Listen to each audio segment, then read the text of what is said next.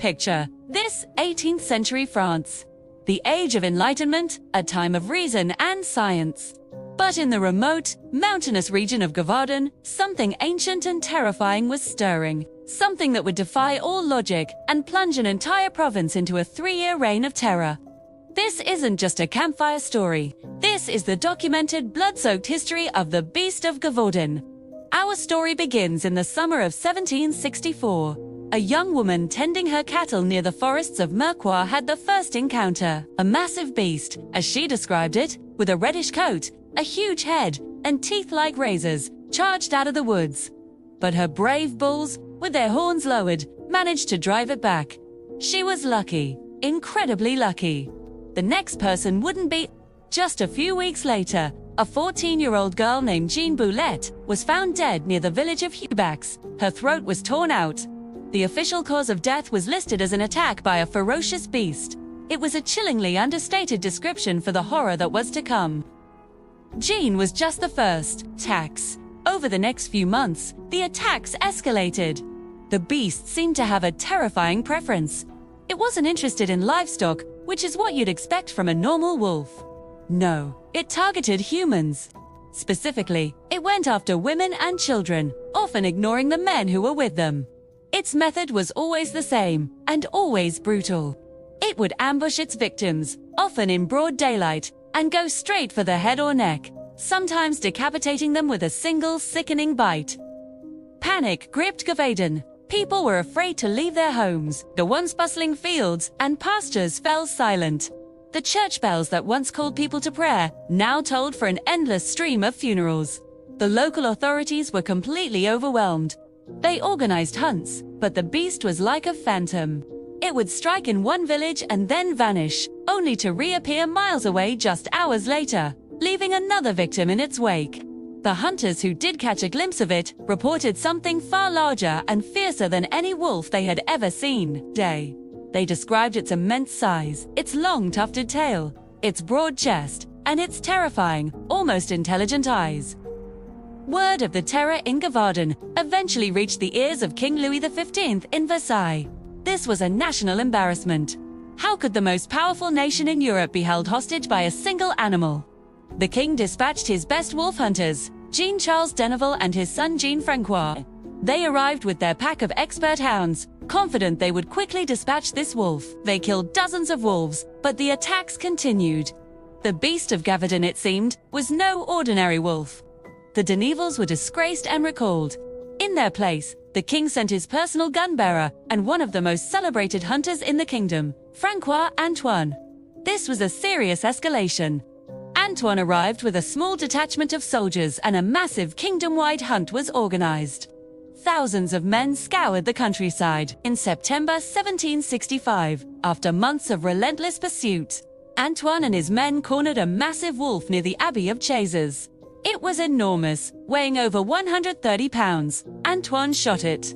The beast, which became known as the Wolf of Chazes, was stuffed and presented to the royal court. Antoine was hailed as a hero. The king showered him with rewards, and the province of Gévaudan breathed a collective sigh of relief. The terror was finally over. Except it wasn't. For a few months, there was peace. The fields were tilled again. Children played outside. But then, in December, the attacks started again. The same horrific methods, the same gruesome results. The nightmare had returned. Or perhaps, it had never left. This created a terrible new reality. Either Antoine had killed the wrong animal, or there was more than one beast. The king, having already declared the matter closed, washed his hands of Gévaudan. He considered the case solved. The people of the province were now on their own, abandoned to face the resurrected monster. The attacks became even more ferocious, as if the beasts were taking revenge. This is where the story takes another turn, a turn towards a local hero. His name was Jean Chastel. Chastel was an unusual man, a local farmer and innkeeper, with a reputation for being a bit of a loner, deeply religious, and an expert hunter. According to legend, Chastel believed this was no mere animal. He saw it as a demon, a punishment from God.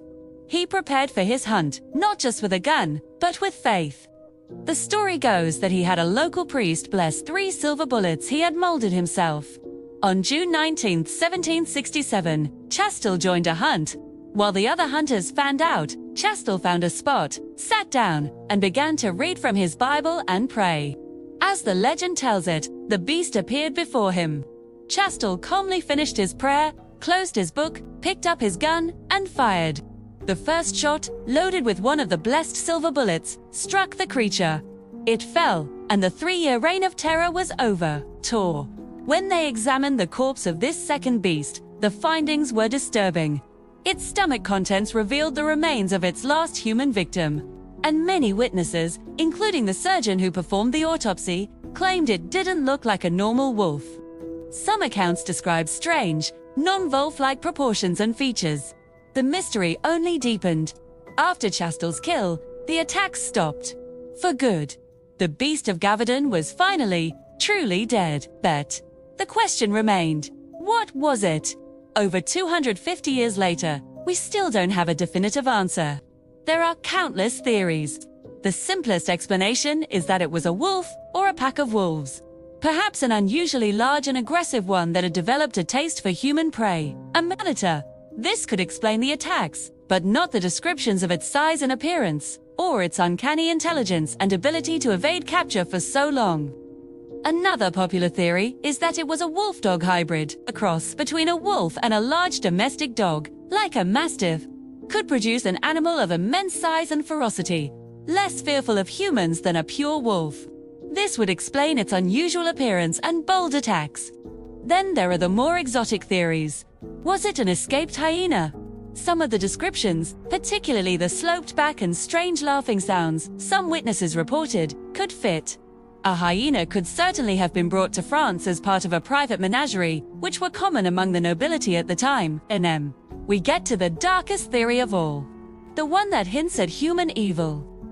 What if the beast wasn't an animal at all? At least not entirely. What if it was an animal trained and directed by a human? A serial killer using a creature as their weapon? This theory points to suspicious figures like the Chastel family themselves. Jean's son Antoine Chastel had a menagerie of strange animals and was known for his antisocial behavior. Could he have trained a powerful beast to kill for him? It would explain the beast's seemingly intelligent targeting of victims and its ability to disappear. It would also explain why Jean Chastel, his father, was the one who could finally get close enough to kill it. Was he stopping his own son's monstrous creation? The official story is that 2 large wolves were killed, but the legend, the eyewitness accounts, the silver bullets, and the sheer terror the beast inspired suggest something more. Something that blurred the line between man, animal, and myth. The Beast of Gévaudan killed over 100 people and injured many more. It wasn't a legend that grew over time. It was a real-time crisis documented in parish records, official reports, and letters.